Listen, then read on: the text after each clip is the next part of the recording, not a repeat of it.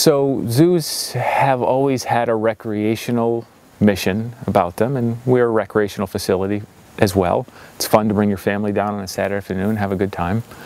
We've been an education facility for a long time. You can come and learn about animals and habitats and all kind of biology and ecology. But wild animals are in unbelievable trouble. I mean, there's 3,200 tigers left in the world. There's 30,000 lions left in the world, and that number is down from 400,000, you know, in 25 years ago. I don't think it's enough of an appropriate response for a zoo to say, we're going to inspire people to take conservation action. What does that mean? And so the reality is that conservation at the end of the day costs money. I mean, we're sitting here in Gorongosa National Park, and you can see that if you want to have rangers and you want to have scientists, and even if you just want to pay for gas to drive the trucks around so you can go and do the work that needs to be done, it costs money.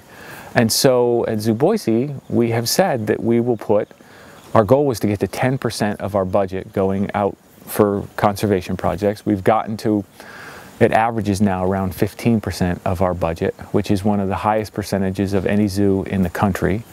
And I think zoos have to somehow figure out how to change their business model to allow them to be able to do what we've already done at Zoo Boise. I mean, I think that everybody who's been involved with the zoo, the mayor, the council, the Friends of Zoo Boise board, all the Parks and Rec board, they all took this giant leap of faith a few years ago when they said, let's start charging folks for conservation, and then let's start partnering with conservation. Let's turn the zoo into something that it wasn't before.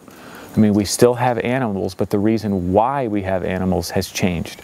We now have animals at Zoo Boise because they help generate hundreds of thousands of dollars on an annual basis to help protect their wild counterparts.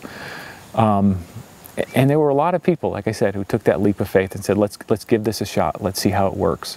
And so I think Boise has a lot to be proud of, and I think that the visitors who come to the zoo, a lot of them know what we do already, but the ones who don't and they learn about it, I think that they're thrilled and they're glad. It was an interesting phenomenon because we started to charge people at first an extra quarter, and people thanked us for charging them more money.